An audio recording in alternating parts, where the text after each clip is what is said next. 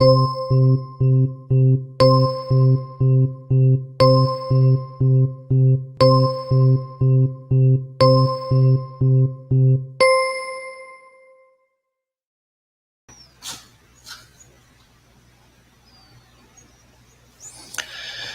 boa tarde a todos e a todas. É um prazer estar aqui com vocês novamente, no quarto nosso webinar da série de sustentabilidade promovido pelo IBRIC. Meu nome é Sérgio Leão, eu sou diretor de sustentabilidade do IBRIC e quero dar as boas-vindas a todos aqui participantes, ouvintes, convidados e especialmente nossos debatedores, aqueles que estão aqui conosco que eu vou apresentar em breves minutos. Vou fazer uma breve introdução a respeito do IBRIC, dessa nossa série, do que já fizemos, e passamos, então, na sequência, ao tema que nos traz aqui hoje, nesse debate, que está previsto para durar cerca de 1 hora. O IBRIC é uma instituição sem fins lucrativos, a sigla significa Instituto Brasileiro de Autorregulação no Setor de Infraestrutura, criado em 2019, uma instituição jovem, recente, com o objetivo de fomentar a autorregulação no setor de infraestrutura, em seus vários segmentos, com foco em ética, integridade, transparência, livre concorrência, responsabilidade social e sustentabilidade. Ela é um instituto, na verdade, cuja essência e patrimônio são as suas associadas às empresas que voluntariamente assumiram o compromisso de desenvolvimento da autorregulação nesses temas. Seu presidente, nosso presidente, é o general Sérgio Etchegoyen, um servidor público com uma carreira distinta nos postos de comando do Exército Brasileiro, na administração federal em várias atividades, entre elas tendo sido ministro do Gabinete de Segurança Institucional do governo do presidente Michel Temer. Ele me pediu uma saudação especial, mas nesse exato momento, na agenda atribulada, ele tem um outro evento em Brasília. Ele pediu para agradecer a presença, e, em nome dele, a todos aqui participantes conosco. O meu papel no IBRIC é como diretor de sustentabilidade, conduzir esse papel nesse tema na área de autorregulação, o significado disso, dos compromissos e daquilo que vai ser acompanhado, do que as empresas assumirem e colocarem como seus desafios nessa área. Atuo também, e é importante dizer, que eu sou o secretário, o apoiador do nosso Comitê de Sustentabilidade. É esse comitê que conduz a pauta de sustentabilidade do IBRIC e organiza esse evento de webinários. Esse comitê é constituído por membros das nossas associadas. Seu coordenador e coordenadora adjunta são, respectivamente, Carlos Rossim, diretor técnico do CELU, que é o Sindicato de Limpeza Urbana, Suzane Gomes, representante da associada Corpus Saneamento e Obras, Alexandre Sitivaras, que é o diretor técnico da associada Horizon Valorização de Resíduos, Daniele Marques, representante da associada Andrade Gutierrez Engenharia e Construção, Diego Nicoletti, diretor técnico da nossa associada Solvi Participações S.A., Fausto Flecha, representante da nossa associada Mendes Júnior Engenharia. E, são esses, eu ia repetir novamente, Carlos Rossim, mas são esses os componentes do nosso Comitê de Sustentabilidade, é quem conduz as discussões e também a proposição dessa pauta de webinários que realizamos nesse segundo semestre sobre os temas que nos trazem aqui hoje, principalmente ligados aos critérios de ESG para a infraestrutura.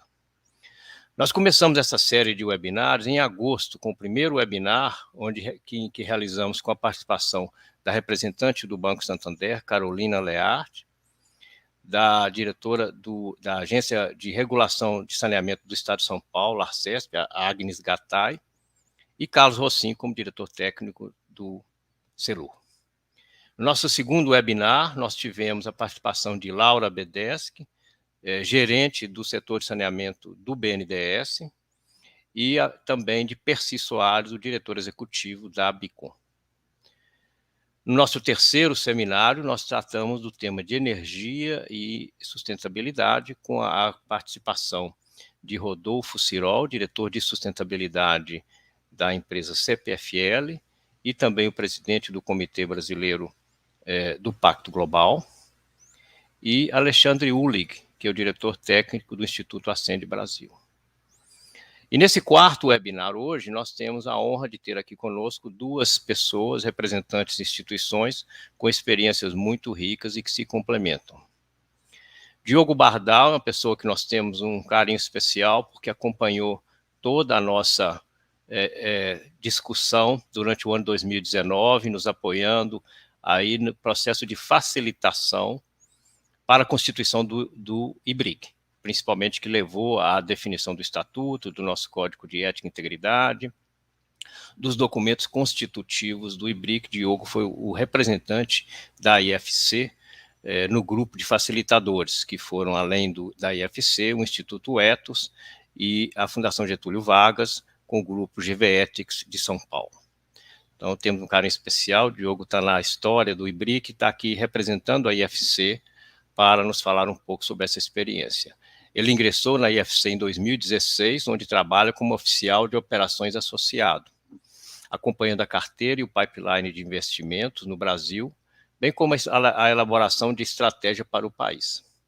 Anteriormente, Diogo trabalhou como analista de pesquisas, conduzindo diversos estudos nos mercados brasileiros de soja e milho, que é uma das suas especialidades, e também trabalhou na estruturação da Controladoria Geral do município de São Paulo, um dos primeiros órgãos de controle interno em nível local. Diogo é graduado em Economia pela USP, São Paulo, e também em Administração Pública pela Fundação Getúlio Vargas, e tem um mestrado em Economia pela Universidade de Siena, na Itália. Seja bem-vindo, Diogo. Diogo vai falar para nós aqui um pouco da experiência dele na IFC, sobre a temática de qualificação dos projetos de investimento e das empresas e suas equipes nos temas de sustentabilidade, especificamente ESG, dando um norte aí por uma instituição que sabemos que é uma referência não só nacional, global, em critérios de performance de projetos e que pautam o segmento financeiro como um todo no mundo. Então, é uma instituição líder, e Diogo vai falar sobre a experiência. Tem uma apresentação específica. O nosso segundo debatedor é também um colega nosso, né, de conhecimento, Frederico Bopp Dieterich, é advogado pela UFMG, com pós-graduação em finanças pela FGV São Paulo e doutorado pela UFMG na área de Direito Administrativo e Investimento Estrangeiro. É professor da Fundação Dom Cabral, nas áreas de desenvolvimento de negócios, em cursos que visam o desenvolvimento de acionistas, lideranças, focado em desenvolvimento de negócios, crescimento, concessões e parcerias público-privadas, mas principalmente da sua experiência profissional, destacar que Frederico é um sócio sênior no escritório Azevedo Sete Advogados, um dos principais escritórios de estruturação de projetos na área de participação privada em infraestrutura. Ele atua nas áreas de administrativo, infraestrutura, concessões, financiamento, PPPs, bancário e mercado de capitais, fusões e aquisições, societário e construções. No escritório, ele é o líder da divisão de infraestrutura do escritório Azevedo Sete. Então, nossa organização aqui hoje vai funcionar da seguinte maneira: nós vamos ouvir o Diogo, vai fazer uma apresentação, dar um resumo do papel da IFC, dessa experiência, como abertura do nosso tema. Na sequência, o Frederico vai falar, sem uma apresentação, mas para motivar um pouco aí, elencar a sua experiência, a visão, as observações recentes e aquela percepção para onde a gente está caminhando nesse assunto. Terminada essa parte, nós vamos entrar num debate aí livre, com perguntas, respostas, direcionando aí para a participação de nossos ouvintes, que estamos aí, esperamos uma plateia boa nessa final de tarde. Então, Diogo, agradeço aí a atenção de vocês e passo a palavra para você. Na sequência, eu volto, passo a palavra ao Frederico e aí arrematamos os três aí para concluir até próximo das 19 horas. Tá bem? Muito obrigado, Diogo. É com você aí. Eu vou passar aqui para silenciar o meu microfone. Ok, muito obrigado, Sérgio. Também é uma alegria muito grande participar aqui desses seminários, tendo participado um pouco da formação do Instituto, né? Então, me traz muita alegria poder contribuir, continuar contribuindo com vocês. Eu vou colocar a minha apresentação aqui. Só um minuto. E aí, vocês já devem ver. Então, bom, aqui é mais, minha ideia eu tenho alguns slides mais institucionais, tudo, mas também a minha ideia aqui é um pouco passar, né, a seguinte mensagem, né, que hoje a tônica, né, dos investimentos e do processo, né, de desenvolvimento econômico vai ser muito dado pelos fatores sociais, ambientais e de governança corporativa, né, de modo que, de fato, as empresas, as organizações que se orientarem para isso vão, de fato, não só acessar mais outras fontes de capital, como também vão obter resultados positivos nas suas estratégias e tudo. Isso é algo que nós acreditamos, né, que está sendo hoje é uma grande tendência, mas que nós sempre acreditamos, né? O AFC ele é uma agência multilateral, né? Assim como que é parte do Grupo Banco Mundial. Na verdade, tem o que a gente chama de Banco Mundial, são 5 agências, né? Uma que lida mais com o setor público, que é o BIRD, né? Que fica aí com a sede em Brasília. O IDA focado em países menos desenvolvidos, né, que não é o caso do Brasil, né, o AFC focado no setor privado, e aí uma agência de garantias e uma câmara de arbitragem, né. Então isso é o que a gente chama de grupo, né, e nós estamos aqui com o AFC com esse foco no setor privado, né. Então a nossa pergunta é: qual que é o papel do setor privado no desenvolvimento, né, de um país como o Brasil, né, um país que já superou muitos desafios, mas tem muito mais ainda para superar. Nós executamos essa nossa missão, né, de redução da pobreza, de desenvolvimento, por meio de 3 linhas de ação, né. Primeiro, o investimento direto, seja pela empréstimos de longo prazo e participação acionária, a assessoria, né, por meio de estruturação de concessões e privatizações, muitas vezes a criação de programas, né, o melhoria do desempenho, por exemplo, em áreas como gênero, clima, governança corporativa, e também a nosso papel de mobilização, né, quer dizer, muitas vezes um investimento nós sozinhos não conseguimos dar conta de todo aquela necessidade de capital, então nós fazemos sindicalizações e também mobilizamos recursos, né. Hoje o Brasil é um grande foco do AFC, né, a nossa terceira exposição, no mundo, depois da Índia e da China, né, a Turquia também é bastante importante, e, nosso foco, ele se distribui bastante nas instituições financeiras, no setor de infraestrutura e serviços, né, como saúde e educação, né. Hoje, eh quase 15 é o agribusiness, né, o agribusiness, eles ocupam quase de 15 a 20% do nosso portfólio e como sempre foi, né, o AFC sempre conhecido pelo seu financiamento da infraestrutura, pouco menos de 1/3, ainda é nosso portfólio aqui. Aqui, né, você vê como a nossa atuação na América Latina e no Caribe, né. Então, São Paulo, Bogotá são hubs, né, Buenos Aires, e a gente também tem escritórios em alguns países como em Lima, Asunción, eh, San Salvador e assim por diante. Quais que são as nossas prioridades, né, e aí eu começo já um pouco aqui a falar um pouco desse tema, ESG, né. Nossas prioridades de investimento hoje no Brasil, a número 1 é água e saneamento, né, então a gente viu, está observando, o o o avanço regulatório, né, que aconteceu no Brasil, no ano anterior, em 2020, né, com a aprovação do Marco do Saneamento, e com isso toda a parte de resíduos sólidos, gestão, né, dos aterros sanitários, a área de energia, principalmente a energia renovável, né, eólica e solar, infraestrutura, portos, aeroportos, telecomunicações, pensando na conectividade do país, e também na área financeira, na parte de inclusão, né, tentando gerar inclusão financeira, né. Então todo por trás de cada setor, a gente consegue pensar, alguns, objetivos de sociais e ambientais que o investimento naquele setor acaba trazendo, né. Uma área também que nós temos bastante foco é a área de estruturação de PPPs e concessões, né, a gente teve, recentemente aí o leilão da Dutra, que foi, estruturado pela AFC, as rodovias paulistas, né, algumas rodovias federais, então isso é algo que também é um motivo grande de orgulho pra gente, né, nosso time.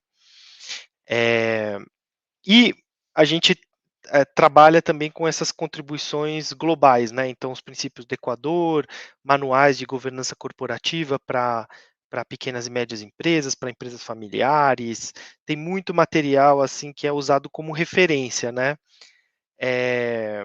E aí, eu queria um pouco contar para vocês um pouco isso, como essa dimensão do ESG, ela aparece no nosso ciclo do projeto, né, porque por exemplo, uma empresa que demanda financiamento do UFC, né, um empréstimo, sei lá, de 10 anos, 8 anos, né, é um grande projeto de infraestrutura, ele começa, né, entendendo qual é o conceito daquele negócio, quais são os potenciais, estruturas de financiamento, né, e aí nós trazemos aqui, né, um pouco para a minha área aqui, que é a região, né, Brasil, e a gente tenta entender, ok, qual que é o objetivo, qual que é a adicionalidade aqui, por que que nós podemos ajudar esse projeto, qual que é o impacto de desenvolvimento que ele tem, né. E aí a gente começa a pensar, bom, aqui, né, esse projeto de ferrovias aqui, ele vai reduzir a emissão de carbono, ele vai ter um ganho, né, em relação ao transporte rodoviário, ou esse aqui de transporte marítimo também, ou esse aqui de mobilidade urbana, né, ou um projeto de educação que vai trazer, né, a oferta de ensino superior para o norte e nordeste, né, e assim por diante. Começa a pensar nesses conceitos, né, que estão por trás dos grandes investimentos, né, do setor privado. E nós trabalhamos muito com nossos clientes nisso. E muitas vezes aqui também nós passamos um crivo, né, então nós olhamos, né, a reputação dos clientes, olhamos, qual que é o comprometimento deles, com essas causas, né, então se fala muito, né, greenwashing, né, que é a ideia de você, eh fingir, né, ou usar, só para inglês ver, né, que nem a gente diz aqui, critérios e assumir uma série de compromissos que depois não vão ser acompanhados, não vão ser monitorados, não vão ser medidos, né. Então a gente trabalha muito com o cliente para, de fato, que aquilo que é anunciado como um dos fatores do projeto positivos, seja de fato, efetivo. E uma abordagem que a gente tem, né, que eu acho que conversa muito com essa ideia de autorregulação que o Sérgio falou, é essa ideia do além do compliance, né. Então o compliance é o cumprimento, restrito, né, das leis e regulamentos que estão disponíveis aí do governo, que são impostos pelo governo, mas, o que mais pode ser feito? E quando eu digo o que mais, não é só no sentido de uma resguardar a imagem da empresa, mas e muitas vezes você, diminuir riscos socioambientais ou trazer um elemento, né, de uma preocupação social, ambiental de governança, pode aumentar a viabilidade econômica daquele projeto, né. Então eu sempre lembro, assim, né, que o nosso, que muitos dos problemas financeiros que tem, sei lá, no Peru, né, com as minas do Peru, não se devem à operação das minas, né, o não pagamento dos empréstimos se deve porque tem conflitos sociais ali que param a produção, né, e você não endereçar, não trabalhar esses conflitos sociais pode fazer com que, de fato, aquele projeto passe a não ser mais lucrativo, né.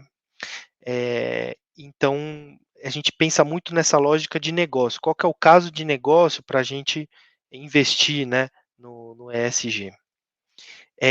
Depois a gente passa, né, por um comitê de investimento, né, passa por 2 comitês de investimento, um logo no começo, né, que é que a gente fala concept review, né, revisão de conceito que eu mencionei, depois uma revisão de investimento, que aí sim vão se olhar as características econômico-financeiras daquele projeto, e depois você tem um período de divulgação, né? Então nós temos, vou só passar aqui um portal da transparência, né? Aqui eu só colei um exemplo, mas vocês podem mesmo consultar lá no nossos disclosures, né? disclosures.afc.org, e vocês podem, cada projeto que é aprovado, ele fica 30 dias antes dele ser, de haver o comprometimento daquele projeto, né? Ele fica disponível para que a sociedade examine as características e possa dizer, olha, aqui esse projeto tem um problema social ambiental, aqui é, eu acho que a IFC não deveria investir nesse lugar, né, e tudo, então isso fica aberto de fato, né, e essa transparência é um grande ganho para o nosso processo de investimento, porque ele faz com que a nossa decisão seja ainda mais, quando ela é tomada, ela é ainda mais acertada, né, vamos dizer assim, porque a gente sabe que outros olhos olharam aquele projeto. E voltando aqui só, né, depois disso isso vai para o aprovado no nosso board, né, então o conselho do Banco Mundial ele é formado pelos países, né, então lá no Tratado de Bretton Woods, né, coisa que a gente vê na escola, tal, todos os países têm um pedacinho do Banco Mundial, né, alguns têm mais, outros têm menos, uns têm condividem esses assentos do Conselho com outros países, né, que é o caso do Brasil, acho que se eu não me engano são 12 países que formam o bloco do Brasil, e aí eles vão se revezando, né, e outros países, como Estados Unidos, França, tem um assento, né. E depois de ser aprovado no board, todos os projetos passam pelo crivo desse board, que vai, de fato, olhar. Aí o interesse deles não é nem tanto a questão econômico-financeira, né? Aí realmente eles vão olhar, né, a questão do impacto do desenvolvimento, a nossa adicionalidade. E depois esse projeto entra no portfólio. No portfólio, o projeto não é esquecido, né? Esse crivo social ambiental que passou no início, ele é monitorado, né, mensalmente ou trimestralmente, dependendo do risco, né, que esse projeto tem, pelos nossos oficiais de portfólio, né. É importante dizer, a gente tem uma área social ambiental muito grande, muito consolidada aqui no AFC, e a cada projeto tem um especialista que vai olhar essa dimensão social, ambiental, de governança, para cada projeto específico. Então tem projetos que vão ser de alto risco, né, que tem muitos elementos, né, e tem projetos que vão ter baixos riscos. Então, qual que é o framework, né, em que esse especialista, esse quadro, né, analítico que o nosso especialista vai olhar? São os nossos padrões de desempenho, né. Então nós temos 8 padrões de desempenho, né, que eles podem sempre ser conectados com os objetivos, né, de desenvolvimento sustentável, é possível sempre achar uma correspondência entre um e outro, né, e esses padrões são sempre atualizados, as suas definições, os seus detalhes, né, esse também é algo que vocês podem encontrar na internet e tudo, até para se inspirar, né, assim, às vezes assim, empresas que não têm um porte tão grande, podem pegar elementos desses padrões e já começar a incluir, né, que eu acho que é um ganho, acaba sendo um ganho para as empresas, né. Então, o primeiro, que eu acho que é o mais importante, eu acho que se você não tiver nenhum deles, o primeiro é o principal, é você gerenciar adequadamente os seus riscos, né. Saber quais que são os seus riscos, né. Então eh uma empreiteira que, não sei, faz barragens, né, ela tem riscos específicos relacionados à atividade que ela faz, sociais e ambientais, né. Eh, um uma empresa que faz cimento, né, uma manufatura que faz cimento, ou uma empresa que faz o tratamento, a administração de má gestão dos aterros sanitários, também tem outros tipos de riscos, né, vai entrar contaminação do solo e por aí vai, né. Então, importante conhecer seus riscos, porque se você não conhece, é muito difícil você tratar esses riscos socioambientais ou mitigar, né. E aí, o segundo, né, que é muito importante também, são relações de trabalho, né? Olha, não só o compliance com as leis, o cumprimento das leis trabalhistas e tudo, mas como são as condições de trabalho de maneira geral daquele projeto, né? Eficiência de recursos, o relacionamento com a comunidade, né? Então, muitas vezes a gente vê projetos que não estabelecem nenhum tipo de relacionamento com a comunidade, né? Não desenvolvem, né? A gente vê muitos casos bem-sucedidos de desenvolvimento de programas de empregabilidade, por exemplo, né? Com as próprias pessoas que moram perto do projeto, do empreendimento, acabam trabalhando lá, né? Isso acaba criando um relacionamento muito positivo para o desenvolvimento dessas pessoas, geração de renda, né? O deslocamento, né, e realocação de pessoas, então isso é algo também tratado com bastante atenção, biodiversidade, populações indígenas e heranças culturais, né, que é, por exemplo, você analisar, né, os sítios, né, de interesse da Unesco, sítios arqueológicos, sítios que muitas vezes em grandes projetos de infraestrutura existem esses elementos, né, que têm que ser equacionados. Aqui o nosso disclosure portal, né? Então, aí, assim, eu queria mais uma provocação, né? Aqui é assim, bom, por que os financiadores se importam com os riscos socioambientais e com ESG, né? A parte de que isso tem se tornado um tema central hoje, mas existem razões substantivas, né? Primeiro, o aumento do risco de crédito. Você é um financiador e os riscos socioambientais podem se traduzir em riscos operacionais ou financeiros, o que pode afetar o rating do crédito do projeto, né? Os riscos socioambientais também podem afetar a capacidade de pagamento de uma dívida, porque podem afetar o fluxo de caixa, levando ao aumento do que nós chamamos non-performing loans, né, a inadimplência, né? 2, ele pode criar valor e melhorar o ambiente de investimentos, né? Então, eles podem, no longo prazo, às vezes no longo prazo não, mas no longo prazo podem deteriorar o ambiente de investimentos, diminuir o grau de confiança, né? Em que os fornecedores têm um dos outros, em que a cadeia de valor, né? Ela começa a ficar quebrada, né? Por falta de problemas de confiança e de relacionamento. É, o alto desempenho da empresa em lidar com os riscos, ele cria valor para a empresa, né? Então, uma empresa que é boa em gerir seus riscos, também vai ser boa em fazer todo o resto, né? E, por último, né, os problemas reputacionais.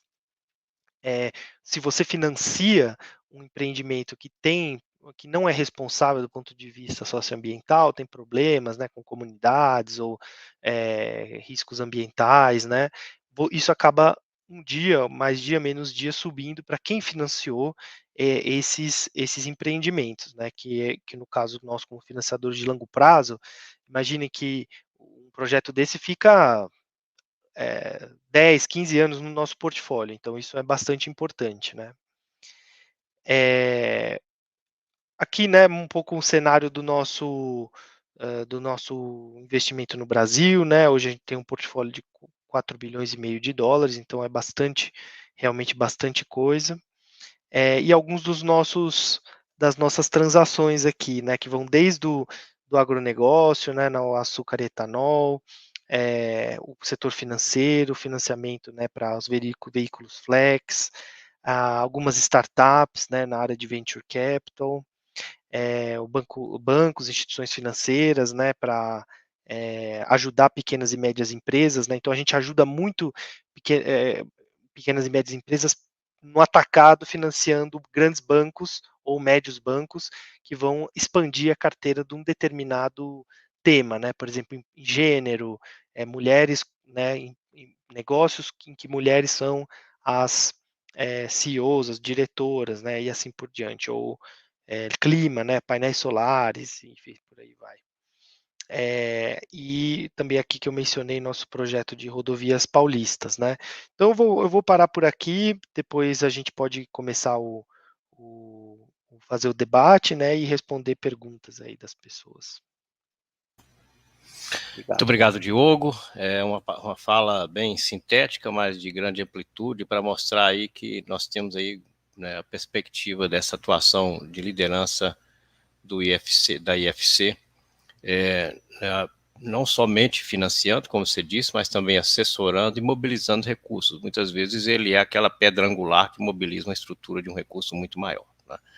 Bom, eu peço então, Frederico, se poderia comentar também da sua experiência, a sua relação com investimentos, especialmente esse momento de investimento em infraestrutura e habilitação de empresas e investidores para o nosso caso específico aqui no Brasil. Vamos lá, Frederico. Maravilha, obrigado. Sérgio, obrigado.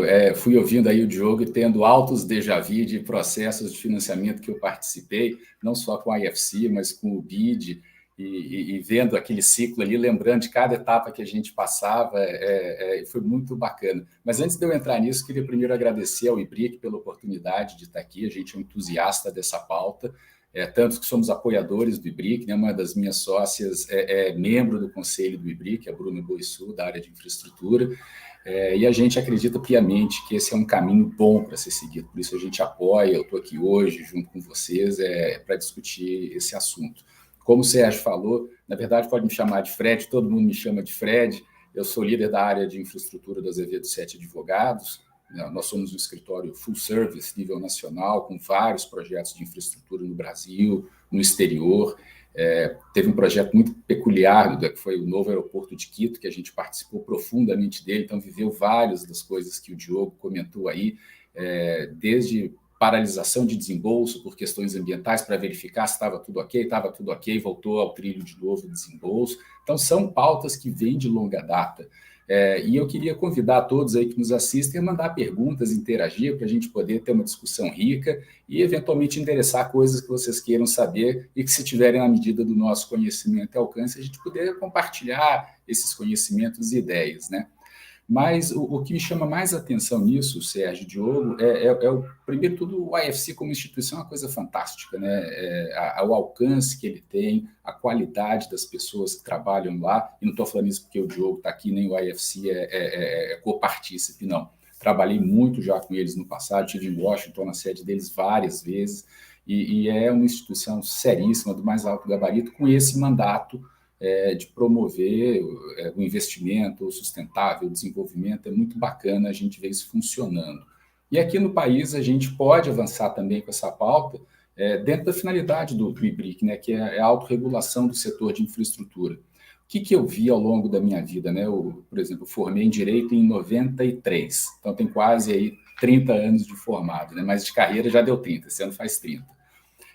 Vi muito projeto de infraestrutura. O que eu vejo, né? Muitas vezes uma visão assim, o Estado, pai provedor, vai resolver, né? O ramo de infraestrutura ele é extremamente ligado ao setor público, seja pelos recursos que vêm de orçamento para obras públicas, seja porque os serviços públicos que virão a ser concedidos, né, são prerrogativa dos agentes dos poderes públicos. Então, assim, é muito forte isso, né, essa relação. E aí é natural que as pessoas falam, não, deixa o Estado resolver e aí a gente atua. Eu acho que a gente tem uma oportunidade, sempre teve, tá? Isso nunca foi proibido, mas hoje, com essas discussões, a gente tem uma oportunidade muito grande de virar a mesa e falar assim, além disso, vamos dar o passo seguinte, vamos nos autorregular, vamos levantar a barra para a gente mesmo, vamos levantar a barra como setor, porque o ESG muita gente encara como moda, o greenwashing é uma realidade, como o Diogo falou, né? Mas quem leva isso a sério sabe que é altamente imbricada a questão da infraestrutura com o ESG, todos os âmbitos, né, por todas as 3 letras do acrônimo, né? A parte ambiental e infraestrutura, ninguém precisa explicar, até porque um dos gargalos de projetos de infraestrutura sempre foi, não só no Brasil, é o licenciamento ambiental. A parte social foi muito bem explorada aí pelo Diogo, a gente não precisa comentar, né? E a parte de governança ficou uma pauta muito forte nos últimos anos no Brasil, a Operação Lava Jato trouxe muita coisa à tona, né? Temos que evoluir em cima disso, né? Não dá para parar achando que está tudo bem, não, temos que avançar. E aí tem muita coisa legal para a gente comentar. Por exemplo, do ponto de vista de financiamento, né? Os green bonds, aí, as debêntures de infraestrutura, né, com benefícios fiscais, elas são uma ferramenta fantástica. Às vezes eu vou trocando de tela aqui, tá, pessoal? Só para não perder as notinhas que eu queria comentar com vocês. Então, assim, dá uma luz na tela porque eu fui lá checar para falar. Mas eu queria comentar isso, né? Existem títulos verdes que trazem benefícios para além do próprio financiamento e evolução do setor de infraestrutura. Então, essa é uma grande vantagem que vem pela regulação estatal. Tem uma outra força que move esse processo de ESG, né, que é o mundo mudando. A gente olha eventos extremos, a gente olha, né, eu não lembro se foi 2 ou 3 anos atrás, uma situação catastrófica, várias pessoas morreram queimadas na estrada em Portugal em decorrência de um incêndio, a gente vê inundações, a gente vê coisas que não eram comuns de ser vistas. O mundo está mudando e a sociedade vai mudando e a pressão começa a vir. O setor financeiro foi, eu diria que um dos precursores a perceber isso com os princípios do Equador lá no começo dos anos 2000. Eu ia comentar, achei ótimo que o Diogo comentou também, né, que é a gênese aí disso tudo, e hoje em dia o ESG tomou esse caráter todo. Mas para não ficar parecendo que a gente fica só jogando confete, né, tem um lado que é importante e que é real. Quando a gente olha todos esses projetos de infraestrutura que estão saindo do Brasil, e o pipeline tem sido grande, né, a gente teve vários esse ano, tem outros projetos bastante relevantes aí já sendo licitados. Hoje eu fico até feliz de compartilhar com vocês, eu comentei com os colegas aqui logo antes, a gente, em consórcio com outros parceiros, entregou para o BNDES a modelagem da concessão do Parque Nacional do Iguaçu. E hoje teve julgamento no Tribunal de Contas da União e a modelagem foi aprovada. Ou seja, a concessão de um parque nacional, na verdade existe já um contrato em vigor, é a nova concessão, né, de um parque nacional, com investimento privado alto, da casa de centena de milhões de reais, e focado pura e unicamente, né, na visitação, na conservação, na pesquisa, na manutenção da floresta, do parque, do rio. Então, é muito legal a gente ver a infraestrutura avançando para além daquilo que a gente tradicionalmente concebe como um projeto de infraestrutura, né? Mas falando desses projetos como um todo, o que eu percebo? Né? A gente tem ainda uma presença pequena de estrangeiros. Você fala, mas tem estrangeiro que é acionista de empresa de infraestrutura listada em bolsa. Tem operador estrangeiro que está aqui no Brasil. Tem, lógico, né? Mas deveria ter mais pela escala que o Brasil tem como economia e pela carência de infraestrutura que a gente ainda tem.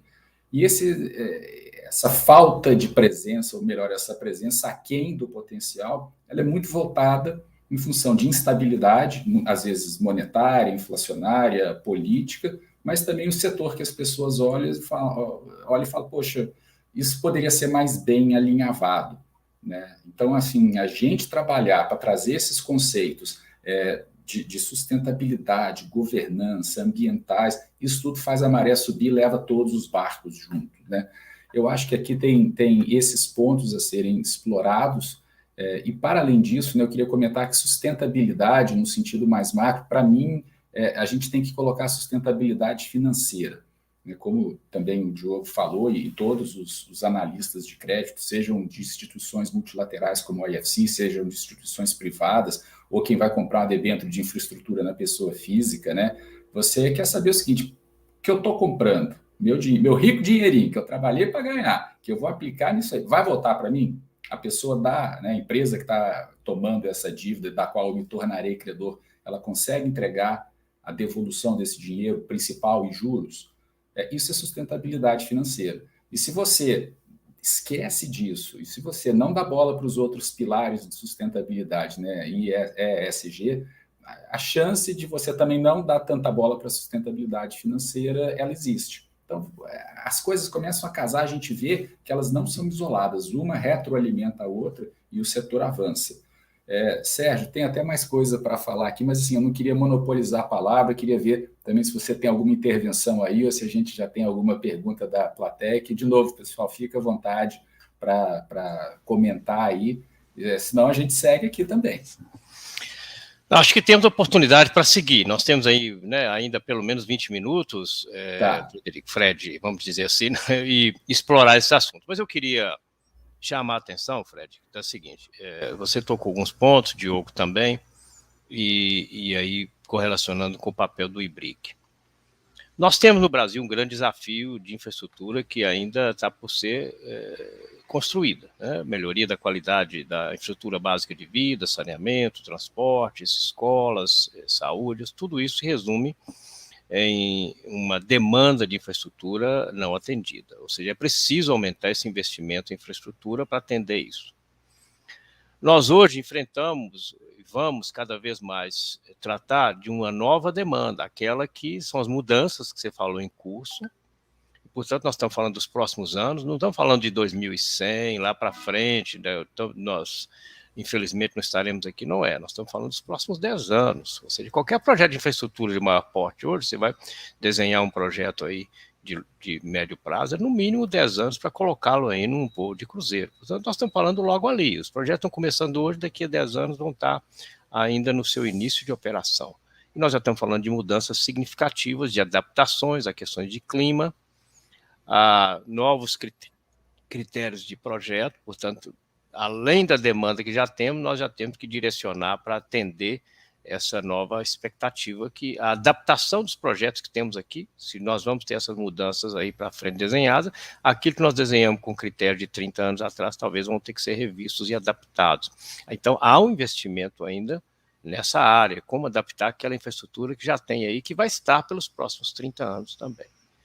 Então, há de um lado, a demanda de serviços muito grande. Do outro lado, como você falou, eu acho que a questão de ESG, sustentabilidade, não vai diminuir, ela vai se aguçar. Ela não começou ontem. Nós olharmos aqui, quando surgiu isso é recente? Não. 2004, o Pacto Global e as Nações Unidas já falavam ESG para o setor financeiro. Então, nós estamos falando quase 20 anos só de uso dessas siglas, sem os critérios que antes já estavam postos aí e que foram depois resumidos nessa sigla, né? Então, não é uma onda, não é um movimento recente, é algo que vem se consolidando e ele principalmente olha para frente. Bom, você no seu investidor aí, na sua construção de projeto, o que vai acontecer com você daqui a 10 anos? Como você falou, o meu dinheiro daqui a 10 anos eu vou ter segurança de que ele vai retornar aqui como investidor, e o investidor estrangeiro quer, e qualquer um, né, não só estrangeiro, mesmo o nacional que está lá, ele quer saber daqui a 10 anos, você vai ter capacidade para enfrentar essas mudanças e continuar a ter rentabilidade no seu projeto? Então, ESG endereça isso também, né?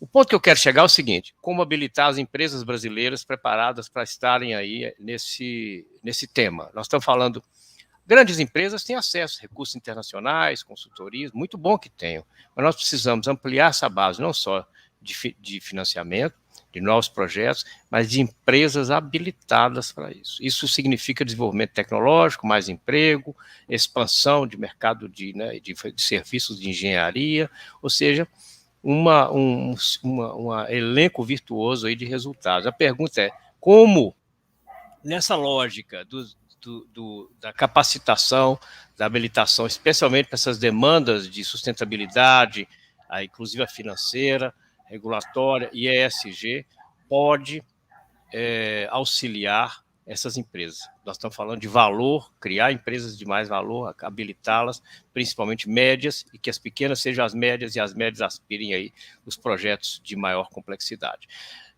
Completo só com uma observação. No seminário aqui que tivemos, o webinar, com a presença da gerente do BNDES, Laura Bedeschi, ela fez uma afirmação muito interessante. Ela disse: o custo de capital está relacionado aos riscos incorridos. Portanto, se você tem transparência, tem reporte, tem indicadores confiáveis, os riscos são menores, você vai ter acesso a custo de capital. E o grande desafio das médias empresas é transparências, registros confiáveis, sistemas que sejam auditáveis. Portanto, está aí inclusive na área ESG, né? Então, nós estamos enxergando esse panorama e, para arrematar, Fred e Diogo, nós sabemos o caminho. Não há um mistério, né? Há uns 2 anos atrás eu assisti a uma palestra do Jeffrey Sachs na Fundação Dom Cabral. Ele dizia: os brasileiros conhecem o caminho, você precisa andar mais rápido nesse caminho, vocês têm capacidade aqui interna. Então eu queria provocá-los. Qual é? A autorregulação é para isso, as empresas assumem, mas nós precisamos de essa motivação de que esse caminho seja trilhado mais rapidamente por um número maior de empresas. É um ganho para o país. Eu queria, então, vou inverter a ordem aí, talvez o Fred comece agora e depois o Diogo complemente aí do papel, como o IFC pode dar escala a esse movimento, Diogo e Fred. Perfeito. Não sei se vou ter resposta para isso tudo, não, porque tem uma miríade de perguntas nessa tua fala, né? Eu vou chamar minha avó para me ajudar. Ela falava assim: você tem que fazer sistematicamente a coisa certa, né? E eu acho que o caminho passa por aí. A gente tem que olhar, fazer a coisa certa e tentar evoluir, né? Ir além, para além disso, né? A gente, falando um pouco da nossa prática como advogado, né? Como prestador de serviço, a gente tem que tentar, a gente tenta no nosso trabalho evoluir e trazer coisas novas, trazer ideias novas.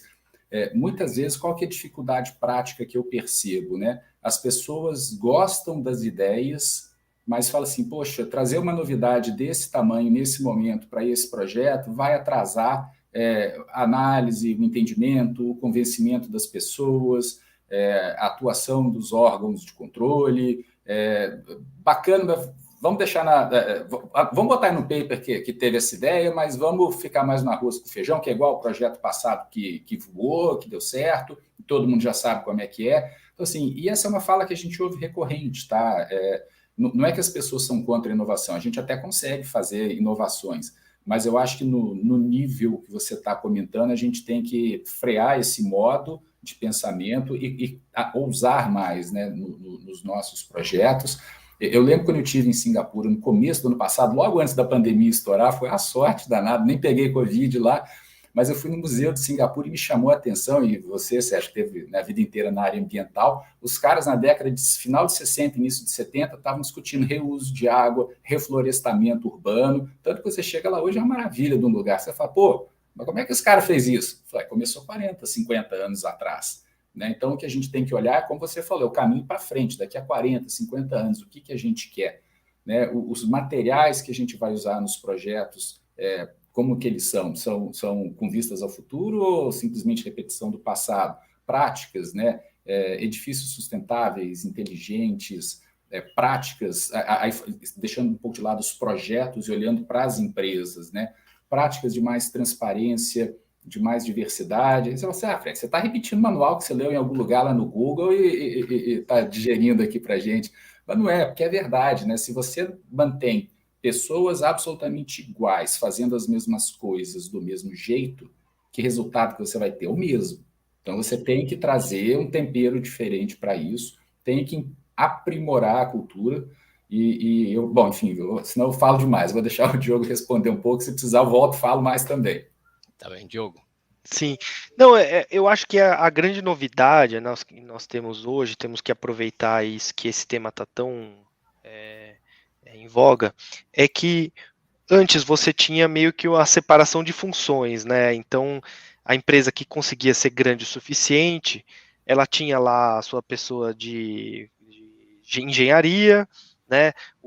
A pessoa de sustentabilidade, né? O diretor de sustentabilidade, tinha a área de sustentabilidade, tinha uma área mais comercial, né? Se você olhar hoje uma empresa de construção, ela tem um pouco essa estrutura. E aí existiam as brigas internas, né? O conflito saudável dentro de uma empresa, né? Que é o velho conflito entre marketing e vendas, né? O cara de marketing quer dar o maior desconto para e o vendas quer vender o maior possível. Então é a mesma coisa. O comercial ele quer vender as obras, quer conseguir novos contratos e tudo mais. A sustentabilidade, a engenharia vai tentar fazer do jeito mais simples possível para diminuir custos e tal, e a sustentabilidade vai lá e vai falar o ponto, olha, isso aqui não vai dar certo, isso aqui vai afetar os nossos riscos ambientais e tal. Eu acho que hoje o que está se caminhando cada vez mais é que dentro dos próprios, né, das próprias áreas das empresas finalísticas, né, as áreas de negócio das empresas, a questão de sustentabilidade, né, do meio ambiente social, tem que estar já embutida, né, dentro do raciocínio de negócio. E no caso da governança, a mesma coisa, quer dizer,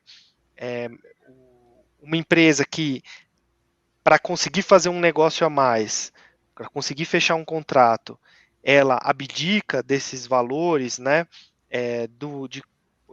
de que isso tenha de fato passe por uma estrutura de governança, que isso seja avaliado pelo conselho, que isso tenha, né, que você possa ter segregação de funções, né, uma pessoa propõe, a outra revisa, né, que é o que nós vimos onde ocorreram problemas, né, de fato na Lava Jato, né, existia um grau de discricionariedade muito grande às vezes na unidade de negócio, né, E aí é interessante ver como isso pode evoluir, né? É necessário muito treinamento, né? Você colocou um ponto bom. Ninguém nasce sabendo essas coisas, é preciso ter referências, benchmarks, né, de empresas, é preciso harmonizar muitas vezes as regras ou as diretrizes, né, e essa harmonização pode dar um guia, às vezes, para as empresas que ainda não estão nesse patamar, né, para que elas possam dar esse passo, e muitas vezes é preciso uma ação coletiva, né? Então, se no mercado as empresas elas são competidoras umas com as outras, mas para tratar dos temas de sustentabilidade, de governança, elas podem trabalhar juntas, né? Elas podem falar assim, olha, aqui o nível de jogo é esse, né? Vamos jogar todo mundo limpo, né? Porque se a gente jogar com as regras, todo mundo vai sair ganhando, né? Todo mundo vai acabar se desenvolvendo como empresa e tudo. Então, acho que é muito importante dar esse salto, porque no fim, parece uma coisa assim, valores, ética, não sei o quê, mas no fim nós estamos falando de produtividade, né? Porque por que muitas vezes uma obra era escolhida e não outra? Às vezes a obra foi escolhida por outras razões que não puramente técnicas, de prioridades, etc. E isso fez com que aquela obra, por exemplo, ficasse pouco útil, né? Ou que tivesse alguma característica que não soubesse aproveitar aquele novo ativo que foi construído, né? Então, é uma questão de produtividade, né? Um problema crônico da nossa economia, do nosso país, e que essas ações, né, a começar pela própria organização das empresas, mas a estrutura do mercado, vai ajudar o aumento de produtividade. E aí, nós vamos ser mais competitivos, né? Então, nós já temos uma capacidade empresarial e técnica muito boa, né? Então, os serviços que nós prestamos aqui são bons e podem ser feitos fora do Brasil, né? E podem ser encontrar com outras empresas, fazer parcerias que possam também jogar no mesmo nível, com as mesmas regras do jogo que nós, e muitas delas já estão nesse nível, né? Já estão jogando com essa regra. Então, aí nós vamos poder subir esse degrau e competir com essa no exterior também. Ô Sérgio, o pessoal acudiu meu convite aqui, o nosso convite, e fez algumas perguntas. Se você me eu estou vendo permitir, aqui, eu queria responder uma aqui, Por sem favor, vá prejuízo à das frente. outras. Eu ia mencionar que nós temos várias perguntas e até resumir, mas vamos à frente e aproveitar bem esses minutos aí que temos. Não, vou primeiro tudo mandar um abraço aqui para o Eduardo, grande amigo, e fez uma pergunta que eu acho sensacional, né? Como vocês estão vendo a evolução de programas de compliance no Brasil, o vetor do Pilar G? O Eduardo, a gente vê isso com quase todas as cores do espectro, né? A gente vê empresas extremamente avançadas nisso, eu diria ponta de linha mundial, né? E vocês aí estão indo super, super bem nisso. A gente vê empresas caminhando, mas não querendo gastar muito tempo e esforço, e infelizmente a gente vê um número grande de empresas assim, me arruma um copia e cola de um programa de compliance aí qualquer, porque eu quero dizer que eu tenho, que aí eu não tenho problema com lei nova de licitações, eu posso dizer que eu tenho aqui e reduzo penalidade se alguém me pegar fazendo alguma coisa errada, e a gente, toda vez que eu vejo essa conversa, até arrepia, né? Fala assim, não, isso nós não fazemos como escritório, esquece, se você quiser implantar um programa de compliance, a gente implanta, mas fazer para inglês ver, né, usando a expressão aí que é bem do Brasil colônia, né? Não dá para fazer, mas a gente vê ainda muita gente com cabeça pequena, com miopia, olhando para a compliance como se fosse uma caixinha para você ticar e largar no fundo da gaveta e nunca mais fazer. Né? Essas pessoas elas vão ficando alijadas do mercado, porque, por exemplo, o IFC nunca vai financiar um cara desse. Eu não quero trabalhar com um cliente desse. Um cliente desse não vai se associar para o IBRIC, provavelmente não vai estar aqui assistindo essa live. Né? Então, assim, começa a virar um páreo, uma pessoa vai ficando à margem, à periferia do mercado. Então, eu acho que essa força do mercado se autorregulando, o financiador colocando isso, os assessores colocando isso, as instituições da sociedade civil aqui, como o IBRIC, colocando isso, né? Vocês que estão aqui assistindo, fazendo essa pergunta, preocupados com essa pauta, a gente vai criando a massa crítica de gente que quer fazer a coisa certa do jeito certo. Sérgio, não sei se você quer resumir outras perguntas aí e falar. Tá no mudo, meu cara. verdade. É que eu estava com ruído de background aqui e acabei silenciando. Eu queria resumir a do Décio, que apresentou duas, e a do Fausto também duas. O do Décio é o responsável por compliance de uma associada nossa, a Vital Ambiental, uma pessoa muito experiente. Ele pergunta, né, de fato, a gente ouvia até há pouco tempo muito falar da doutrina Friedman. A proposta da empresa é gerar lucro para os seus acionistas, ponto, né? Mas hoje não se, né, está uma tendência muito grande da responsabilidade das empresas com o processo de desenvolvimento, e eu vi até muito propriamente recente a responsabilidade das empresas com o processo da democracia, né?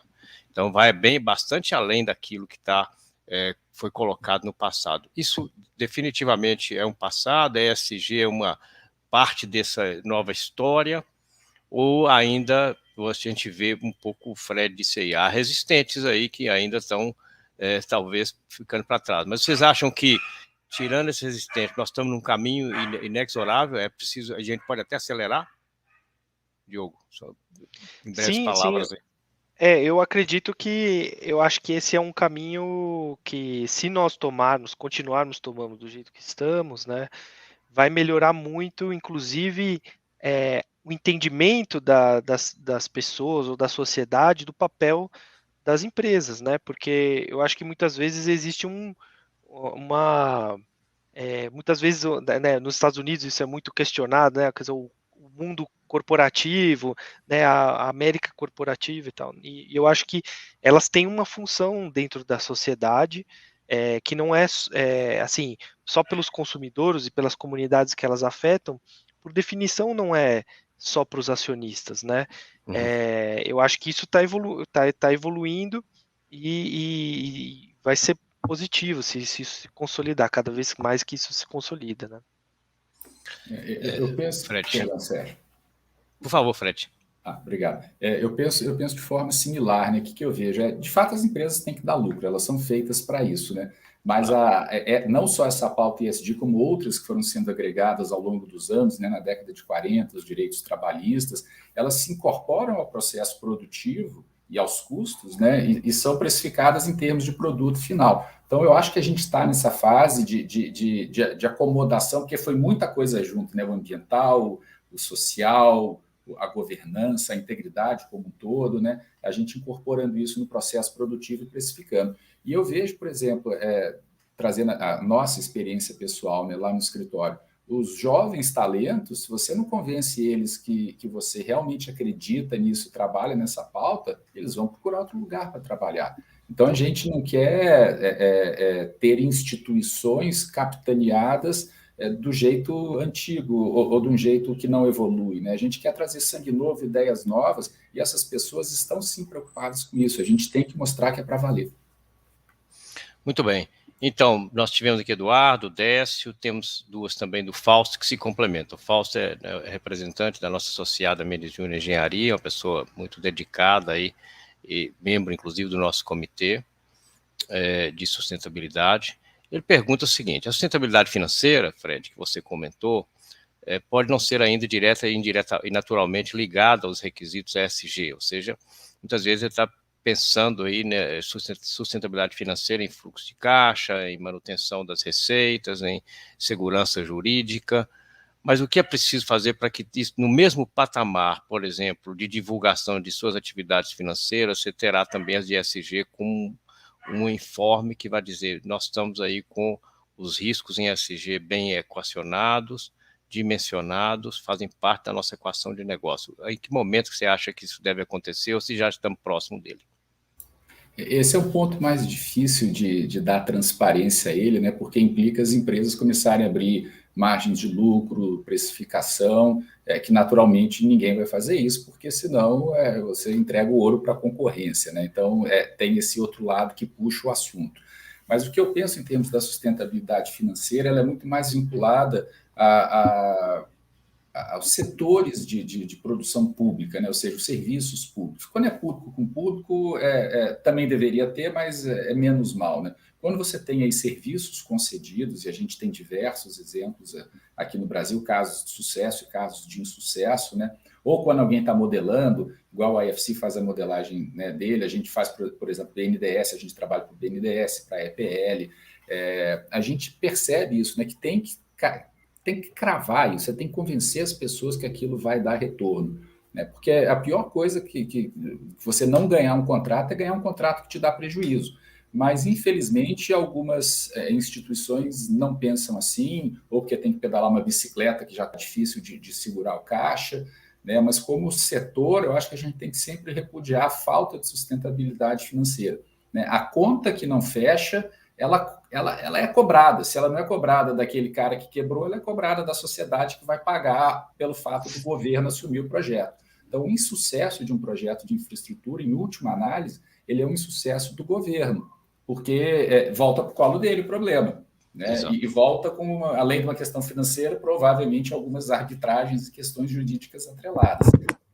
Por isso que a gente insiste muito na sustentabilidade financeira. E aí, até curiosamente, quando falou a meta do IFCA, né, primeiro é água, saneamento, depois resíduos, a gente tem, né, na lei nova, no marco novo de saneamento, já tem aí 1 ano, a questão exatamente da sustentabilidade na parte de resíduos. É falado, você tem, prefeito, você tem que resolver a questão dos resíduos e você tem que dizer como é que você vai fazer. E se você não disser, é considerado renúncia de receita pela lei de responsabilidade fiscal. Tudo isso com foco na sustentabilidade, porque é um setor que ele não cobra tarifa, né? Diferentemente da rodovia que você passa e paga ali. Ou acender o interruptor, vem a conta de luz para a tua casa. O lixo é diferente, né? Mas tem que avançar com essa pauta. Então, a sustentabilidade, eu entendo que ela está muito mais focada, nos projetos que são estruturados, e 2, na forma que as empresas encaram a competição de mercado. Porque preços vis, mergulhar ou ágios estratosféricos, às vezes se justificam, às vezes não. E aí, quando não, é um problema danado. Muito bom. Nós estamos aí chegando ao final, mas eu até quero arrematar com comentários aí, pedindo a você, Fred e ao Diogo. O Carlos Rossi nos envia pergunta e nós temos aí exercer o desafio, né, de lhes perguntar coisas que nós queremos saber aí dos cabeças pensantes, como é que estão antevendo o futuro, né? Vocês aí na atuação profissional, no conhecimento, na relação dentro das suas organizações, como é que vocês estão vendo a evolução desses padrões ESG? Isso em que momento vocês veem? Estamos no começo, no início, ou estamos já meio caminho? Como é que vocês estão vendo essa trilha da ESG? Em que ponto que a gente está nela e para onde a gente segue? Para arrematar, Diogo Sim. E Fred aí, por favor. Acho que assim, Sérgio, muito rapidamente, eu vejo que a tendência é você conseguir atrelar cada vez mais a dados e indicadores, né? Então, você primeiro está no nível dos princípios, né, das diretrizes, mas depois você ter os KPIs, né, e que podem ser medidos até com níveis de frequência altos, né? Alta frequência, dados, né, atualizados em tempo real, até porque uma coisa que a gente vê acontecendo é você atrelar o desempenho de ativos financeiros a esses dados, esses KPIs, né? Então, lançando aqui uma hipótese, né? Então, por exemplo, imagina que uma estrada, né, que tem como objetivo minimizar o número de acidentes naquela rodovia, ela pode reportar aos debenturistas, né, como esses índices caem mês a mês ou trimestralmente, e a partir do atingimento dessas metas, isso pode gerar um rebate na própria remuneração que aquele debenturista exige da empresa, né? Então você fala, pô, uma coisa nova, né? Porque a pessoa, em tese, ela quer o maior retorno possível, mas se ela consegue provar que a empresa está conseguindo desempenhar um bom papel nisso, isso pode ser interessante. Então, há diversos exemplos, né? E com também essa ideia de você ter os tokens, né? Ou contratos inteligentes, né? Que podem ser medidos tempo a tempo. Então, eu vejo cada vez mais você está associando o ESG a métricas que podem ser imperfeitas no começo, mas que vão se refinando, né? Nós não combinamos, não, mas acho que a minha visão minha visão é muito parecida. Eu ia dizer digitalização e interconexão. né? Uma das heranças que essa pandemia nos traz foi a digitalização forçada de todos os negócios. E, obviamente, esse movimento ele não é retilíneo, né? Tem setores que estão mais à frente, outros mais atrás, mas eu diria que, a minha percepção, de forma global, no Brasil, a gente está mais para a primeira metade do jogo do que para a segunda metade do jogo. E avançando no movimento de digitalização de todos os negócios, né, interconexão, a gente consegue ter, por exemplo, imagina uma cidade inteligente em que as coisas falam entre elas, né? Então você controla mobilidade urbana com alagamento, com segurança pública, com a iluminação, né? Pegando exemplo de estrada, você consegue, às vezes, fazer uma tarifa dinâmica, que já é uma realidade em alguns lugares do mundo, né? Em função do uso naquele momento, ou do tipo de ocupação que aquele veículo tem, eventualmente o tipo de carga que um determinado transportador está carregando. Eu acho que a digitalização e a interconexão são o futuro disso, sabe, Sérgio?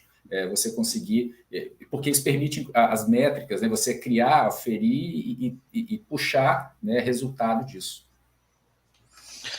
Bom, gente, muito obrigado. Eu queria agradecer especialmente, arrematando aí né, o que o Diogo foi muito feliz, e você também, Fred, em trazer finalização aqui esse tema que eu acrescento, tão correlacionando com o que vocês falaram. Indicadores, KPI, dados, ou seja, nós precisamos parametrizar cada vez mais para demonstrar que nós estamos evoluindo. Esse é um ponto importante. O outro ponto, você falou, Fred, da digitalização e interconexão. Associado a isso, tem um conceito que está na raiz do IBRIC também, que é transparência. Tudo isso vai ser conhecido publicamente. Então, aqueles que se prepararem melhor, e aí termino essa abordagem para dizer, existe preparação, é preciso se preparar para isso, e então tem um trabalho aí de formação das equipes, da interconexão entre elas, por meio, por exemplo, de um instituto, de organizações que vão tratar desse assunto. Então, eu diria que foi muito boa a sua abordagem, nós estamos num caminho, mas ainda falta bastante, precisamos medir isso, precisamos dar transparência a isso, e precisamos capacitar as empresas. Eu queria agradecer, Diogo, a IFC, especialmente, por ter possibilitado, trazido aqui, muito boa, as suas contribuições. Fred também, pessoalmente, e ao próprio escritório, né, que é nosso associado, e então tem contribuições frequentes aí da presença da Bruna,